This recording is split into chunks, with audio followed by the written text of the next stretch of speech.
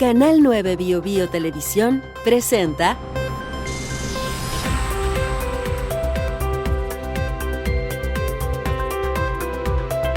Lo que está en juego podcast.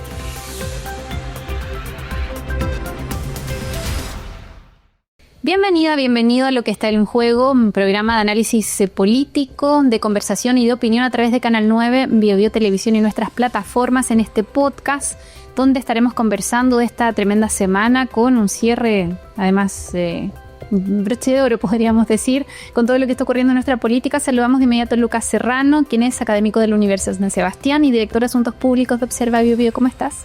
¿Qué tal? Un gusto estar acá nuevamente. También nos acompaña nuevamente, que es parte de nuestro panel, Francisco Gatica, director del Departamento de Economía y Finanzas de la Universidad Río Bio. Vale, muchas gracias por invitarme. Y también Leslie Briceño, académica de la Universidad del Desarrollo. ¿Cómo estás? Muy bien.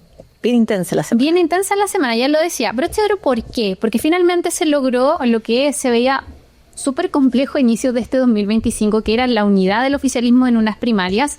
Las últimas informaciones que hemos recibido al momento de grabar al menos este podcast es que finalmente se ha inscrito la candidatura de 4 cartas del oficialismo. Estamos hablando de Jaime Mulet, que junto a la firma, ¿cierto? Janet Jara, Carolina Toá y Gonzalo Vinter, con señales de unidad que surgieron de una manera bien interesante hace un par de semanas con varios apoyos, especialmente a Carolina Toá, y cierra con la declinación de la candidatura de Paulina Bodanovich, quien finalmente decide, ¿cierto?, apoyar a Carolina Toá. Partamos por esa parte. ¿Qué pasó con Paulina? No sabemos todavía.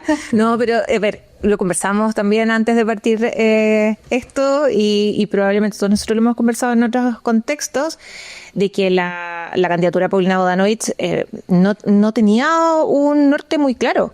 Era una candidatura que primero aparece bastante, que surge de un grupo de miembros del Comité Central del Partido Socialista, que no había muchos apoyos, incluso se pensaba que el Partido Socialista no iba a tener candidata, que iba a apoyar directamente a Carolina Toá, y de a poco aparece Paulina Bodanovich en un Partido Socialista además que ha sido bastante golpeado en estos últimos meses, no solamente estas últimas semanas. Años. Sí, como ojo, me acuerdo que lo conversamos un día acá mismo, que Lucas decía, ojo, el Partido Socialista vino a ponerle un elemento importante de cohesión al gobierno desde la segunda vuelta en adelante. Desde el apoyo del Álvaro Elizalde, y ha golpeado bastante y ha tenido bastantes problemas, y uno dice, bueno, ¿tenía usted sentido que el Partido Socialista presentara candidata? Y pareciera ser que no. Nunca repuntó las encuestas, el nivel de conocimiento probablemente de Paulina Bodanovich era bastante bajo, y hoy día vemos que finalmente ayer sacaron la foto bonita el Partido Socialista proclamando a Carolina Toá, y hoy día fueron a inscribirla a ella como ya representante del socialismo democrático en general. Sí. Claro. Bueno, nos humilla el partido de Allende porque se humilla solo el Partido Socialista, ¿no? Necesita ayuda, bueno, también el Frente Amplio lo ayudó un montón, pero el Partido Socialista se humilla solo. El otro día leí una entrevista de José Miguel Insulza que decía que el Partido Socialista había elegido muy mal sus últimos 3 candidatos, y va de mal en peor, porque por último Guillé llegó a segunda vuelta, la Paula Narváez, aunque haya sido una primaria por fuera, fue una primaria, y Paulina Bodanovich, lo más conocido que tuvo es todo este show. O sea, el mayor nivel de conocimiento de todo este show, de claro, que se iba, no iba quién era. Era una mala candidata, es cierto. La verdad es que también el Partido Socialista no se tuvo fe. Yo creo que yo le tenía más fe al Partido Socialista que ellos mismos, porque yo... ¿Estás haciendo una declaración? No, además, pero lo conversamos. O sea, yo encontraba importante que el Partido Socialista tratara de mantenerse en la primaria para ver si le podía ganar a lo menos a Mulet, pero sobre todo porque es un partido histórico con posición que ha venido al desgaste. O sea, el desgaste está en el gobierno, lo que ocurrió con la venta de la casa de Salvador Allende. Entonces es un partido que está pasando un buen momento, y encontraba importante que tratara de mostrar su fuerza, aunque sea relativa, con una mala candidata en una primaria. Sin embargo, hoy día se diluye y quedan hartos brazos rotos dentro del Partido Socialista, sobre todo considerando que esto es a manos de Carolina Toá. Y Carolina Toá viene del PPD, el partido instrumental por el cual el Partido Socialista descansó, que era como el hermano chico, y no es porque el PPD está haciendo las cosas mucho mejor tampoco, sino es porque el PPD hoy día descansa en una sola figura, porque si tú sacas a Carolina Toá de la ecuación, ¿quién es el PPD? O sea, el PPD es Carolina Toá. Exacto. Sí, yo creo que el peor de los escenarios fue el Partido Socialista. Finalmente proclamar una candidata y luego bajar te dejan en el aire de que pierdes un sentido de unidad y pierdes capacidad para llegar a la primaria. Pero era un tema bastante predecible. Bodanovich no era una buena candidata, siempre se dijo. Por lo tanto, lo que va a suceder hoy día es que Toa va a tener que incorporar elementos programáticos del Partido Socialista, que ya están en conversaciones, y probablemente esto va a hacer que Toa tome más distancia del gobierno, para un poco también abrazar este electorado socialista que participa del gobierno y ha sido militante y ha sido un aporte, pero no está tan alineado con Boric y su administración. Por lo tanto, va a haber un distanciamiento probablemente para captar esa militancia de Toa hacia el oficialismo. Sí, yo creo que acá hay cosas que son bien interesantes de analizar, porque no puedo entender que a lo mejor Paulina Bodanovich no era la mejor carta. Yo me pregunto quién era la otra posibilidad. No la veo. No. Entonces, como de buenas a primeras, no. 2, pasa que también hubo una comedia de malas decisiones que no son propias de un partido amplio, grande, histórico y serio. Sin ir más lejos, lo que pasó con la fotografía con Bachelet, ¿cierto? Luego con el jingle, la canción, ¿cierto? Y son cosas que uno dice, bueno, partidos con oficio no debiesen haber cometido estos errores, y eso llama la atención también. ¿Qué es lo que está pasando en la interna del Partido Socialista que caen en ese tipo de errores súper novatos? Yo tengo la impresión de que el Partido Socialista se está quedando viejo. Como que Tiene 92 años. O sea, No, pero se está quedando viejo. Sí, La élite, por así decirlo, el Partido Socialista. ¿Dónde está la juventud del partido? Está empezando a perder eso. Da la impresión, porque tú llegabas renovación. los apoyos, es que Camila esa renovación es Escalona. bastante amplio. Exacto. Claro, Camila Escalona, todo esto. Pero aún así, en el Frente Amplio tampoco hay liderazgos no tan masivos. No, claro. O sea, tenemos 1, 2, y claro, uno se pregunta, ¿dónde está esa renovación de los Y liderazgos? yo creo que esa irrupción de erupción democrática responde también al enquilosamiento del Partido Socialista. Claramente hay una desconexión, y tú cuando miras las declaraciones de prensa, vas mirando los nombres, los Solari, los Escalona, el Estado. y así empiezan a salir nombres que son bastante cercanos a los 70 y tanto, ¿no? Para arriba, Sí. o un poquito más. Entonces hay una desconexión con la nueva generación, y eso se nota hoy día. Bodanovich es una estrella fugaz que se levanta, se instala en la mesa, pero no es una persona que haya tenido una historia del Partido Socialista. Entonces esa desconexión está pasando a la cuenta, y si no se resuelve bien, va a suceder lo que está pasando con la democracia cristiana en tiempo más. No, yo creo que el Partido Socialista va a agradecer este programa por tildarlo de un partido serio. Claro. De serio no ha tenido mucho en el último tiempo, y sin duda alguna yo creo que también había un miedo de que les fuera mal, Sí. y les fuera muy mal, y prefieren resguardarse ese miedo. Sin embargo, fue una bajada poco honrosa, o sea, la bajada de Vlado Milosevic, con candidato de un partido mucho más pequeño, mucho más novato, fue con bombo y platillo frente a la Carolina Toal hizo todos los gestos posibles, Sí. mientras que aquí a Paulina Bodanovich, tanto después de su bajada que se volvió a abrir la conversación durante el día de ayer, es que en una de esas sí también va todavía. Es que, Claro, es que tenemos que aceptarle la renuncia. Que fue casi una comedia de lo absurdo, porque además lo más lógico, y a partir de lo que uno podría haber interpretado de las declaraciones del día que se baja, es que se iba a apoyar a Carolina Toa inmediatamente, pero no, el Comité Central dice no, en realidad nosotros no vamos a tomar la decisión todavía, mañana vamos a hacerlo. Peor aún, sale Camilo Escalona Exacto. diciendo, te pedimos que por favor renuncie a la elección que tomaste. Entonces, claro, se ve una cosa demasiado extraña, muy compleja, y ahí también lo que estaban diciendo ustedes, o sea, la falta de renovación de los liderazgos dentro del Partido Socialista, un partido que es histórico, que tiene 92 años y que está cometiendo errores de novatos. Y eso, uno se pregunta cómo puede pasar, y volviendo a lo que decía Lucas hace un rato, o sea, así se humilla el Partido Humilla solo, no puede pasa 5 minutos sin humillarse. Se diluye de manera lenta y Yo progresiva. tengo una teoría muy personal, que siento que a lo mejor fue el impulso de un arrebato. Ya ayer entrevisté, de hecho, acá a la presidenta de regional del Partido Socialista, Julia Rojas, que decía, esta fue una candidatura seria, pero me cuesta verlo por el origen, porque yo siempre asocio todo lo que pasó con Paulina Bodanovich a la molestia que tuvo el Partido Socialista por lo que ocurrió con la destitución de Isabel Allende. Yo creo que esto fue el germen de una candidatura que finalmente fue desde la molestia. Tengo grabada la imagen hace un par de semanas atrás de Paulina Bodanovich, puño en alto, enojada adentro de la celda del Partido Socialista, y luego de eso conocemos su candidatura. A lo mejor faltó trabajarlo un poco más, pero siento que el episodio Allende lo marcó esto. Yo creo que además la candidata del Partido Socialista no era Bachelet. Bueno, sí. Y esa, yo creo que se apostó hasta el final por eso, ¿sí o no? Y había toda una cuestión mediática en torno a eso.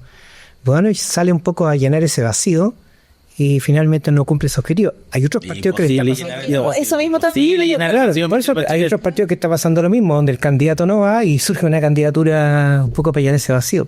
Claro, porque también lo encontramos, pues, yo creo que tú planteas un tema súper interesante. Efectivamente, claro, después de ese vacío que generaba Michelle Bachelet, el Partido Socialista estaba en la disyuntiva si presentar o no presentar candidata. Pero Paulina Bogdanovich surge casi como una reacción a una situación concreta que es el caso de la senadora Allende. Y ahora la pregunta es, ¿tenían otros candidatos? Además, o sea, si no hubiera sido Bachelet, ¿hay otro candidato o candidata dentro del Partido Socialista que imposible, como dice Lucas, llenar el espacio de Bachelet, pero que pudiera haber sido competitiva al nivel de la competitividad que va a tener Janet Jara o que va a tener Carolina Toá? Tenía que haber sacado algunos de los diputados. Pensar en Elizalde por ahí. Claro, pero también no había tiempo, no había espacio, no había margen de acción. Entonces me da la percepción de que improvisaron mucho y eso les está costando hoy día bastante. Ya, otra cosa, perdón Lucas, solamente para apuntar, es que tampoco recibió ningún respaldo. Todos los respaldos se fueron hacia Carolina Toá. Yo tengo la sensación que también como ya el último como golpe de gracia fue que el Partido Radical, que nosotros hablamos con partido pequeñito, con partido antiguo, pero bueno, es el Partido Radical para efectos históricos, le entregó el apoyo a Toá. Entonces, tampoco capitalizó ningún apoyo de partidos chicos, grandes. No, y además también los apoyos de figuras emblemáticas que habían trabajado en el gobierno de Michelle Bachelet. El respaldo de Andrés Velasco, es que claro, como está en Londres, trabajando como decano, etcétera, pero es un respaldo significativo. En la foto del lago. Sí. Pero es que hay que sincerar las posturas. La verdad es que la diferencia entre el Partido Socialista y el PPD es nula. Entonces, ¿qué diferencia? Carolina Toá tranquilamente podría haber sido candidata al Partido Socialista. Si militara la fila del Partido Socialista. Ahora lo es. Claro, pero tranquilamente ya, y si existe el PPD, todos sabemos que es por el artículo 8 de la Constitución, después de la época oscura, que no podía existir el Partido Socialista, así que queda más partido instrumental del PPD. Y después, pero su propia fuerza. Ricardo Lagos tenía su doble militancia porque era de los dos partidos, y los dos partidos después lo traicionaron. Actúan igual. Sí. Es cierto que el Frente Amplio al principio le tenía más odio al PPD, por eso no lo dejaron entrar a la primaria, y ahí todo el discurso de no sumillar el partido de Allende, porque obviamente está Gillo Girardi y tiene también otras figuras políticas que igual de Camilo Escalona, que de Renovación no tiene nada el PPD. Sí. Pero claro, la figura de Carolina Toá es de los pocos últimos legados de esta concertación, porque es más joven, porque ella se crió debajo de todos estos maestros de la concertación. Sí, pero tan joven, Juan, no, pero es joven. De la campaña del no. Oye, pero ella de la transición. Claro, pero es igual que Claudio Rego, esa es la juventud que le queda a la exconcertación. Y quizás esos son los legados que le quedan. Entonces el Partido Socialista no tenía a nadie que pudiera ser mejor en ese rol que Carolina Toá. Y por eso estamos donde estamos. Lo interesante de Toá es que ella, como es de transición, recoge esa épica del 88.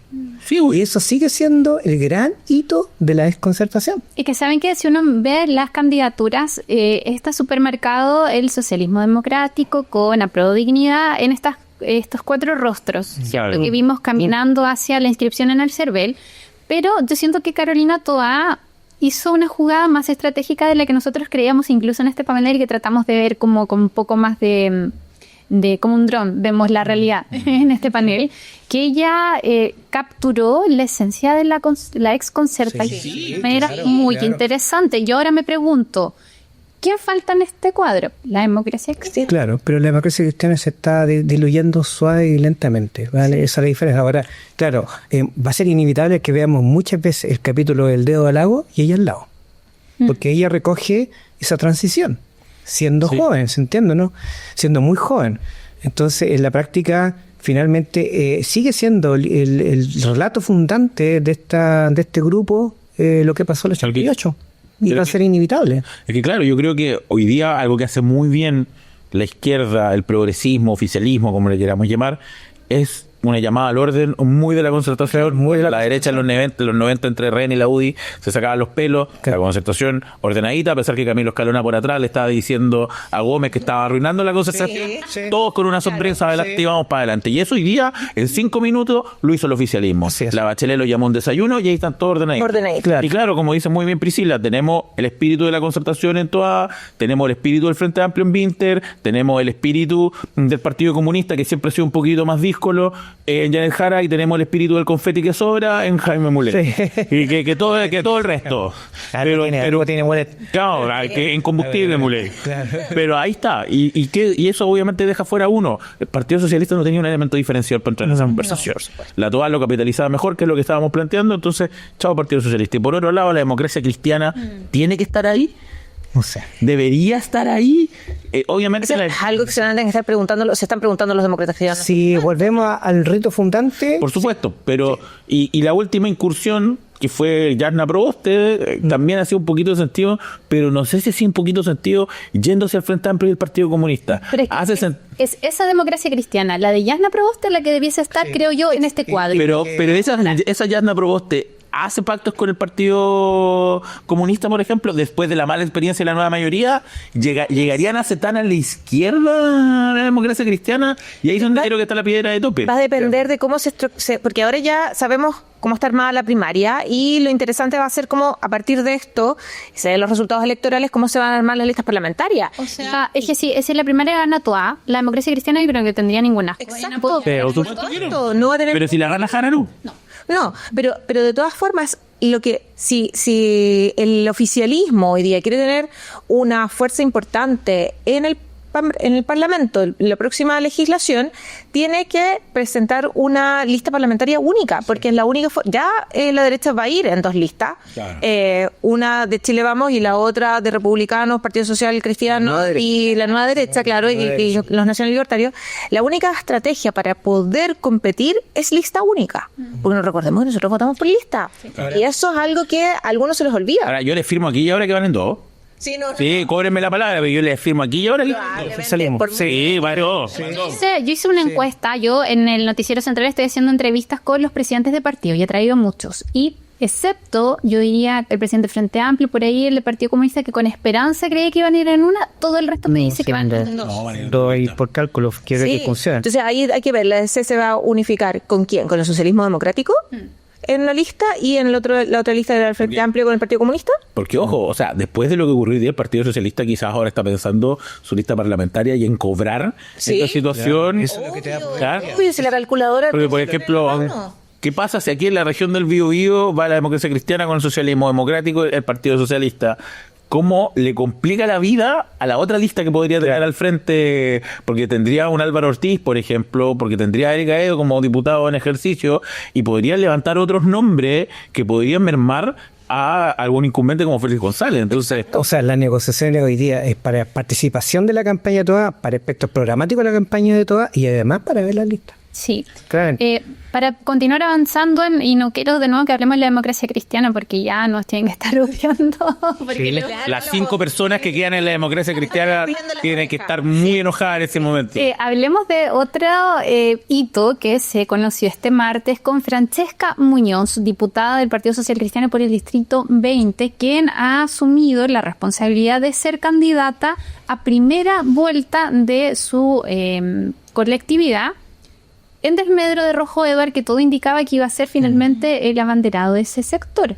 Sorpresa, no sé si mucha, pero también, bueno, como es el dicho, que en todos lados se ecuacionaba. Sí, mira, a mí me encantaría que antes que se terminara el día inscribiera una primaria, la antigua derecha, hoy día llamada Nueva Derecha, y tuviera una primaria entre Kaiser Kass y Francesca Muñoz, y que además sería casi ya la lápida de Chile Vamos encima, y porque se posicionaría de igual a igual con el oficialismo. Está difícil, yo creo que no va a pasar. Tendríamos a la derecha 4 candidatos. Claro, pero me encantaría. Ahora, creo que es una muy mala decisión. Es una muy mala decisión por 2 motivos. Uno, si uno mira la última encuesta de la Cosa Nostra, que también la analizamos la primera en este programa, hoy día los votos de derecha en primera vuelta podrían superar el 50% de los votos. Así es. Si fueran con un candidato único, podrían darle la posibilidad. Ya eso sin vuelto atrás. Claro, obvio. Ahora, ya eso no pasó. Pero para la Francesca Muñoz, ¿es un mal negocio? Por supuesto que sí, creo yo, porque obviamente le va a dar posicionamiento nacional y todo. ¿Cuál es el capital que pierde? Claro, pero va a perder una diputación segura. Sí. Segura. Y no solamente una, sino que la posibilidad de arrastrar. Además, si ya va en una lista con el Partido Republicano, esa lista puede ser una lista muy poderosa. Ella surge por candidato vacío. Claro, por supuesto. Es candidato vacío. Convengamos que Rojo Edwards era un... No, era un bien alquiloso. El partido que diera el cupo a Rojo Edwards era ese partido. Pero el tema es si Francesca Muñoz tiene el nivel de conocimiento nacional para para llevar una candidatura. Pero ahora la va a tener. Claro, Pero resulta que, claro, nosotros sabemos y lo conversábamos en otras oportunidades, cómo son votos que están más bien vinculados a el mundo evangélico. Claro. Claramente que Central en lo Concepción. sí, y lo que quieren mirar efectivamente su capital electoral, Claro. como una primera aproximación, pero van a perder. Creo que acá, discúlpame Luca, yo creo que acá nosotros estamos mirándolo desde la política y hay que verlo desde lo más espiritual, porque efectivamente ella viene del Partido Social Cristiano, que son personas evangélicas y no se miden por una encuesta. Ellos tienen ciertos designios. Es el llamado. Y esos designios probablemente les están diciendo a ellos que por alguna señal de ese tipo es lo que ellos tienen que hacer. Claro. Ya, ahora, yo tiendo a pensar que como ellos van a ser parte de la conformación de listas, algo se puede negociar. Yo no sé si ella va a llegar Yo a la creo que papeleta, ella no está digo. negociando probablemente a futuro algún porque la administración de Matei. Hoy día es un muy mal negocio para la derecha, que está con la elección más hacia su feudo, que yo tengo recuerdos del regreso a la democracia, ir con 4 candidatos a la primera vuelta. Es una locura. Sí, claro. Es una locura por la dispersión de votos, porque aparte esta nueva derecha le estaría haciendo el juego a la Matei, Claro. porque se van a pegar entre ellos mismos. Si va Kaiser Cassil y la Francesca, se van a mermar votos de ellos porque son votos de primera vuelta que no existen tanto. Lo que están jugando es la participación en el gobierno de derecha. Por O sea, supuesto. están- quizás su información o sus datos te indican de que tanto va a ser la probabilidad de tener un gobierno de derecha que ellos ya se están repartiendo. ¿Repartiendo los ministerios? Repartiendo y va para allá. Pero probablemente. no sé si es una jugada tan estratégica, porque si tú tienes 4 candidatos que van a estar dispersando votos en primera vuelta, la probabilidad que, hasta el momento lo que Depende sabemos... de sus cálculos. Depende de los cálculos, Depende de claro. sus cálculos. Pero ya sabemos que la probabilidad de que Matei pase a segunda vuelta es alta. Sí. ¿Ya? Sin embargo, si no tiene una postura clara, la probabilidad incluso de perder en segunda vuelta también puede ser alta. Claro, O sea, lo que pasa es todas las encuestas te indican que en segunda vuelta gana Matei. Entonces, en rigor, lo que tú estás haciendo es que ella se está ubicando probablemente en algún cargo ministerial donde va a tener mayor exposición pública. Pero en el escenario de la dispersión de votos, y retomo lo que decía Lucas, la encuesta de la Cosa Nostra le da un 39% a toda si es que pasara, se fuera la que gana la primaria, que según las encuestas también ganaría la primaria, ¿cierto? Y ella en un escenario de este tipo queda con un 39% aproximadamente, pasaría con Matei y le gana Matei. Pero si llega a lograr pasar Kaiser, y Claro. podría Sí. porque luego de la disputa Kass-Boric se acabó eso de que el que gana la primera vuelta eso se acabó. Con voto obligatorio el escenario se abre. Ahora, yo quiero solamente apuntar, ustedes saben que siempre yo busco un datito. Francesca Muñoz en la elección del 2017 obtuvo 23.165 votos, fue la cuarta mayoría del distrito. En ese momento nos dividíamos incluso con Ñuble, pero logró capitalizar casi 10.000 votos más, ambos además como RN, ojo con eso, que era ella de otro partido, obtuvo la primera mayoría del distrito y entiendo que regional también con 32.098 votos, y yo busqué en las listas de los más votados, que fue Carol Cariola en la última elección, y ella es el número 18 a nivel nacional. O sea, no desmerezcamos que ella tiene un potencial interesante, pero Deben estar con voto obligatorio. y yo ahí me hago la pregunta, ¿con voto obligatorio no es más fácil que ella encabece una lista y arrastre todo? Por supuesto. Sí.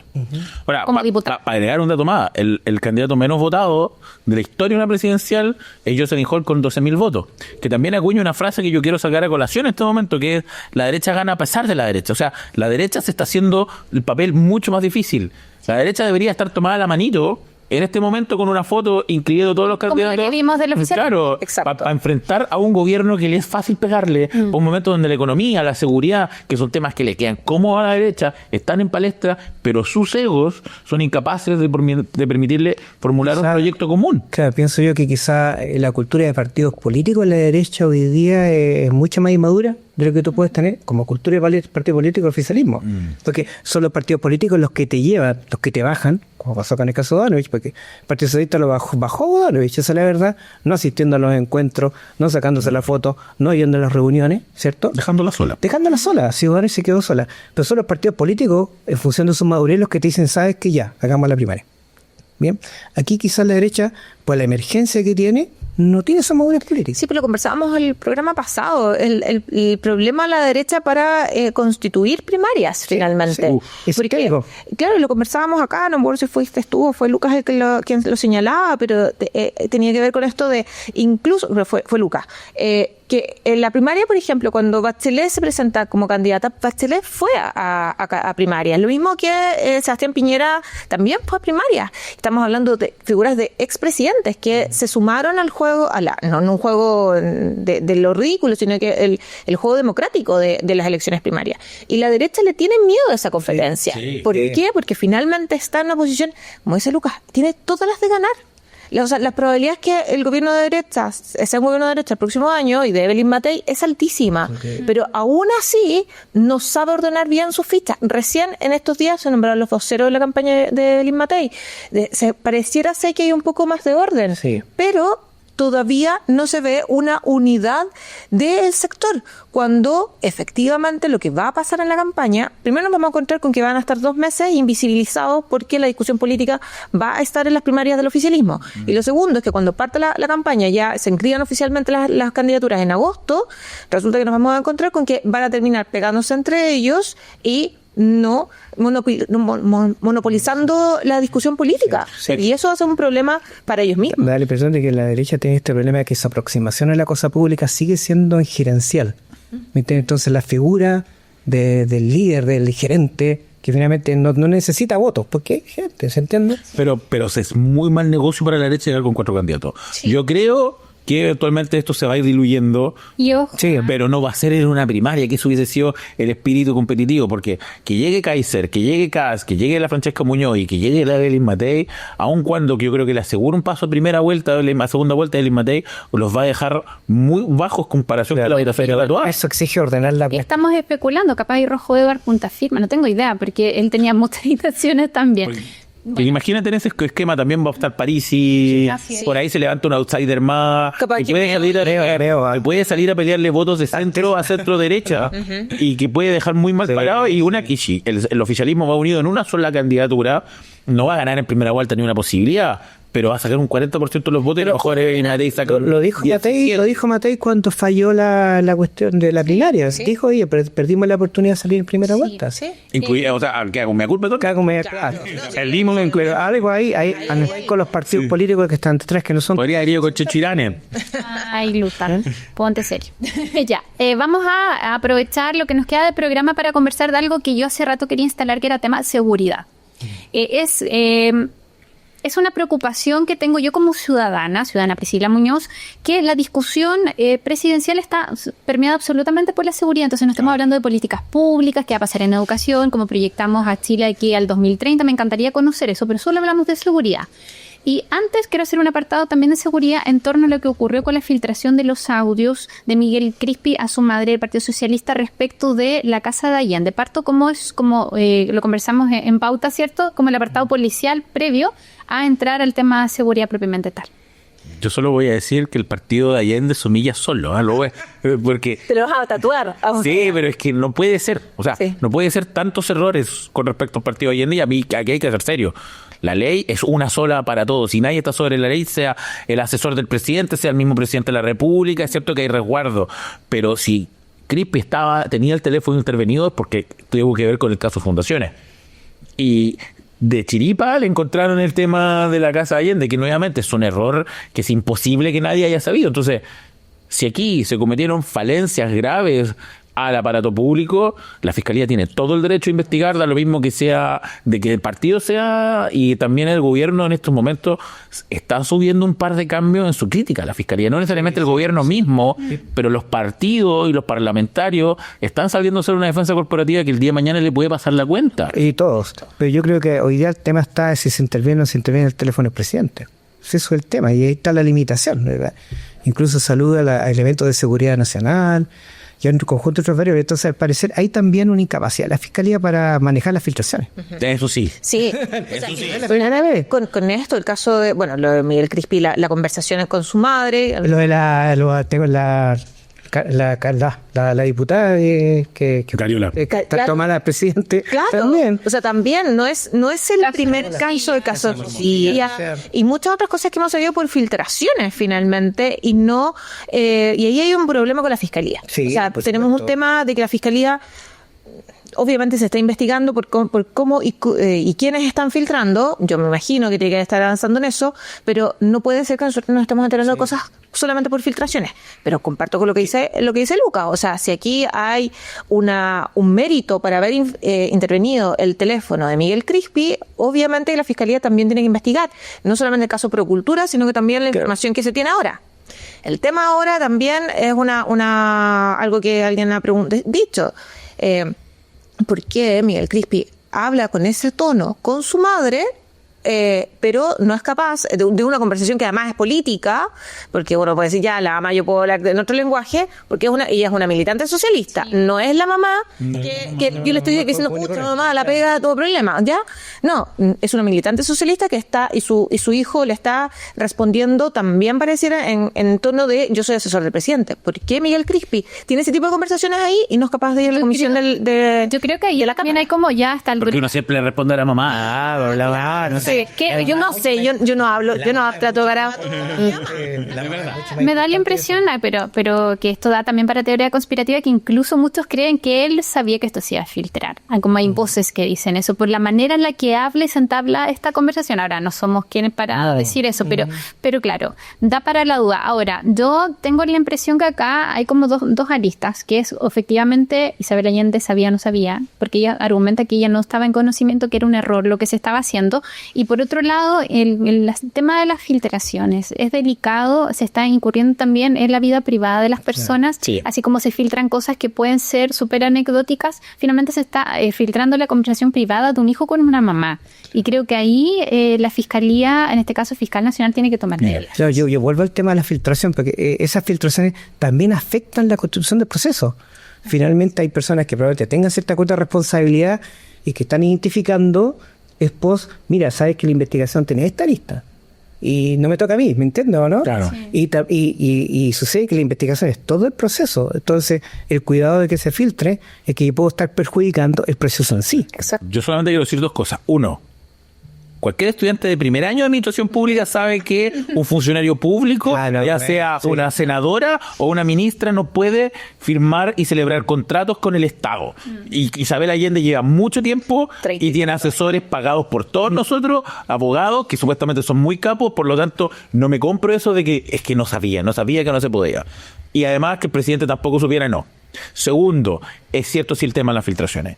Porque ahora aquí nos vamos a enterar qué opina el presidente Carlos Cariola. Claro. Claro, que obviamente la Fiscalía tiene el derecho a intervenir en un teléfono por una arista delictual. Exacto. Y que tiene que funcionar así. Sin embargo, la Fiscalía también tiene que hacer su mea culpa de que si le están poniendo esta presión, obviamente igual están todos colorados porque lo que se puede filtrar puede ser muy complejo, es porque no está haciendo bien su trabajo de resguardo. No. Porque alguien corre a la prensa a decir lo que dijo Luis Hermosilla, mira aquí te tengo todos los WhatsApp de Carlos Cariola con... Sí, lo interesante es que tampoco sabemos otras filtraciones que serían interesantes, porque se filtran este tipo de datos y no otros. Por ejemplo, todo lo que es la investigación contra Andrés Chadwick. No sabemos nada. No sabemos nada. Pero hablemos ya de seguridad, pero ya en torno a las presidenciales, que es como una de los... ¿Cómo es? De los caballitos de batalla, de cómo esto finalmente, como lo decía anteriormente, ha permeado toda la discusión, que es la seguridad y quién es el más rudo. ¿Quién se parece más a Bukele? Claro. Tenemos a una exministra del Interior como candidata. Y además me da la impresión que en qué momento como que la seguridad es patrimonio de la derecha. Claro. ¿Cuándo pasó eso? Eso, la verdad, si uno empieza a revisar, es cuando empieza a surgir esta, entre comillas, nueva derecha. Una nueva derecha que tiene un discurso distinto, porque el discurso de la derecha, especialmente en la época de la transición, era la economía. O sea, hay que fortalecer la economía, y el tema de la seguridad quedaba un poco fuera de la discusión, porque no era un problema. La percepción de inseguridad en nuestro país empezó a aumentar ¿cuándo? En la última década, principalmente. Sí. Es ahí cuando empieza, que está asociado a distintos fenómenos, no solo la migración, como hay algunos que lo han vinculado. Y es ahí donde empieza, tomando esta nueva derecha, el Partido Republicano, el Partido Nacional Libertario y probablemente también el Partido Social Cristiano, tomando referencias de lo que han sido el surgimiento de las nuevas derechas a nivel mundial. O sea, no recuerdo cuál es la encuesta, no sé si en la CADEM, la CEP, pero una encuesta hace un tiempo atrás miraba los liderazgos de los presidentes de otros países y los medía y le preguntaba a los chilenos qué tipo de liderazgo le gustaría al próximo presidente. Y Bukele ganaba lejos. Claro. Lejos. Esta idea de también del populismo penal, o sea, de quién va a ser el sheriff, quién va a tener la mejor política pública, quién va a ser la cárcel más grande. Claro, y la cárcel finalmente, esta política pública asociada a limitar los derechos de las personas que delinquen. Y ahí pagan todo tipo de delincuentes, desde el que se robó hizo un hurto hasta la persona que estuvo delinquiendo en un portonazo o algún otro tipo de asalto de alta connotación. O sea, ahí hay un tema que hay que cambiar. Fíjate que igual me di la lata de escribir un poco el tema. Está mirando la encuesta del Paz Ciudadana, que encuesta como a 1.800 personas. Tú miras, por ejemplo, los hogares en que han tenido algún miembro que han sido víctimas de robo o intento de robo. Por ejemplo, en octubre del 2016 era un 38%. En octubre del 2024 es un 32%. O sea, en la práctica ha disminuido. Esta es la encuesta Paz Ciudadana. Está disponible en la red. Es que es el tema de la vinculación entre los... Pero déjame terminar. Pero mira, cuando vemos los hechos de violencia, en octubre de 2014, la misma pregunta en los hogares que se 30% y el 2024 en 29,3%. Parejito. Pero lo que sí es el temor del delito. Y ahí entramos, es victimización el factor clima. Entonces, date cuenta, el 27,4% tiene algún grado de temor. Y el 97% personalmente tomó medidas para evitar ser víctima. Entonces, es como yo manejo el clima. Ahora, claro, la derecha siempre se ha vinculado con este tema de la propiedad, darle un discurso mucho más rudo con la seguridad y, por así decirlo, la izquierda mucho más respetuosa a los derechos humanos. Entonces, claro, sale un candidato que propuso instalar barcos tipo cárceles flotantes. Vale, esto fue la semana pasada. Entonces, claro, inmediatamente hay detractores. ¿El crucero del amor? El crucero, sí, una cosa así... elevado a la Venus 1, ¿vale? Entonces, finalmente, ¿qué tienes tú? Que está esa disyuntiva. Mira, si hay que ser duro, tiene que ser gente de derecho. ¿Por qué? Porque la gente izquierda va a estar limitada por su concepción de los derechos humanos.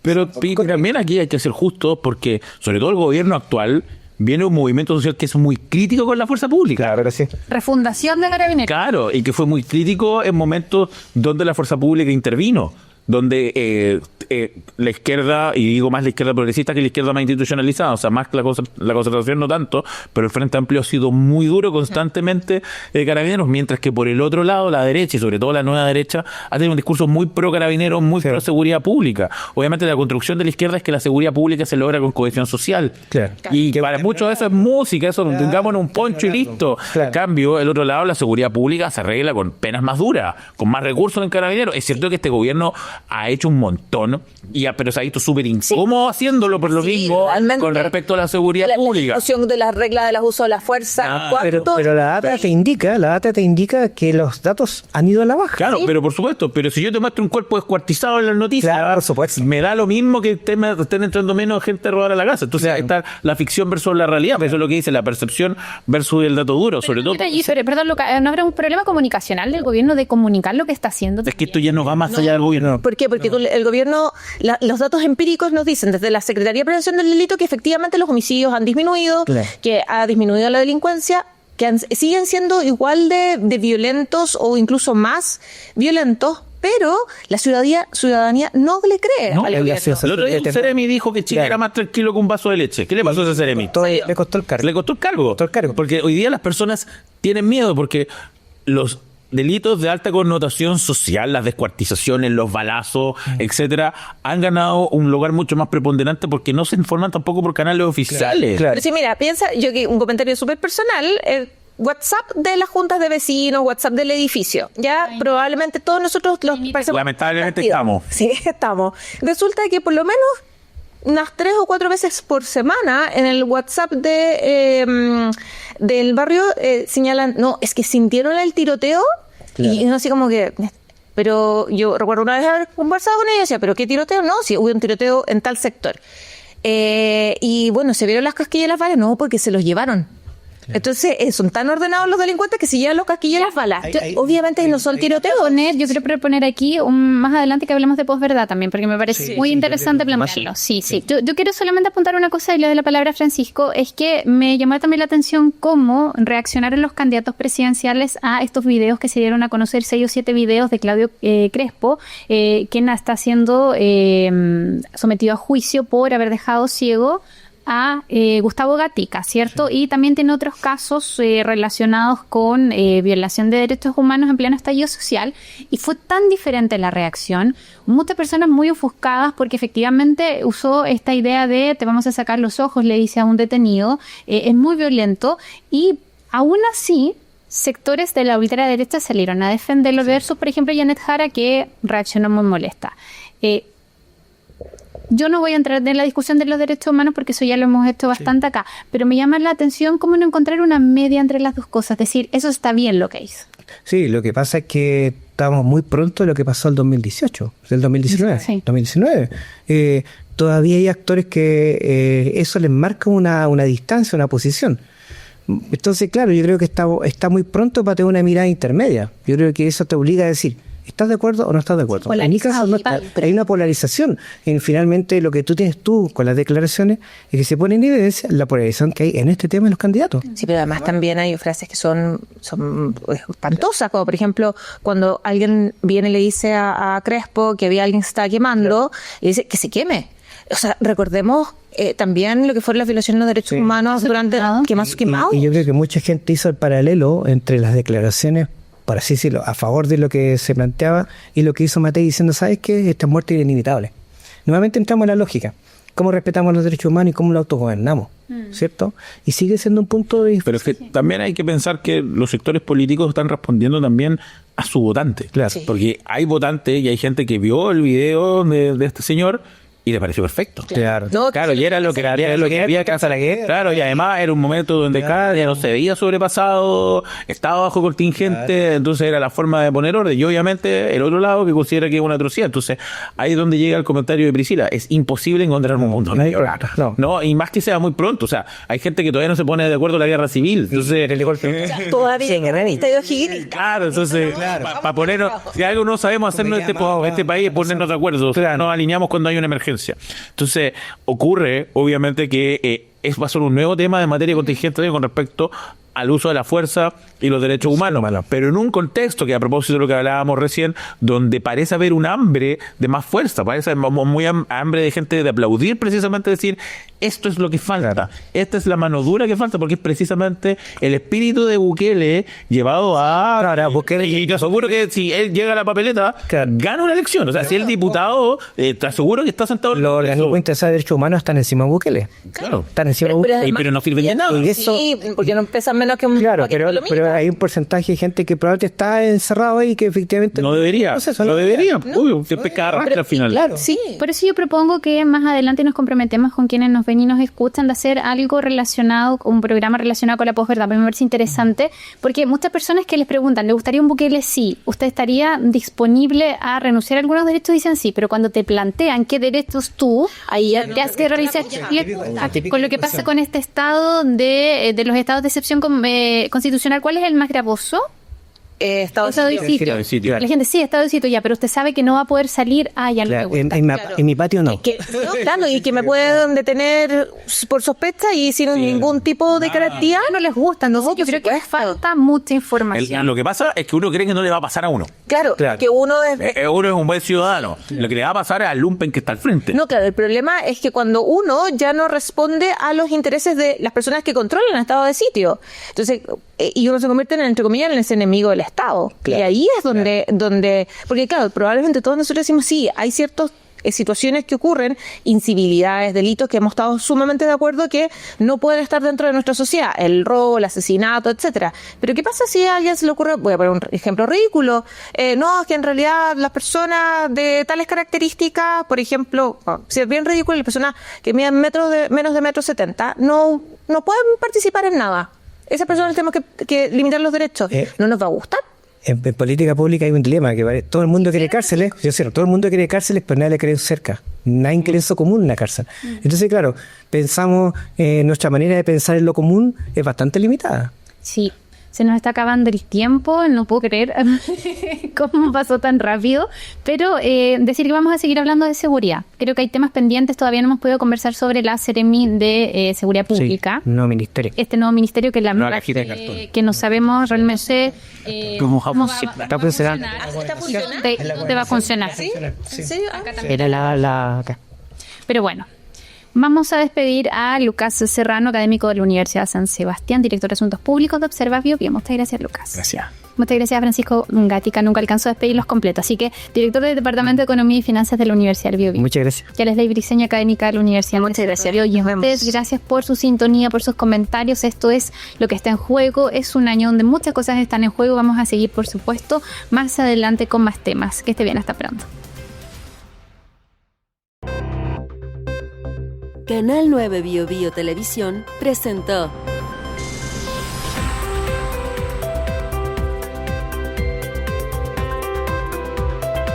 Lo que está en juego podcast.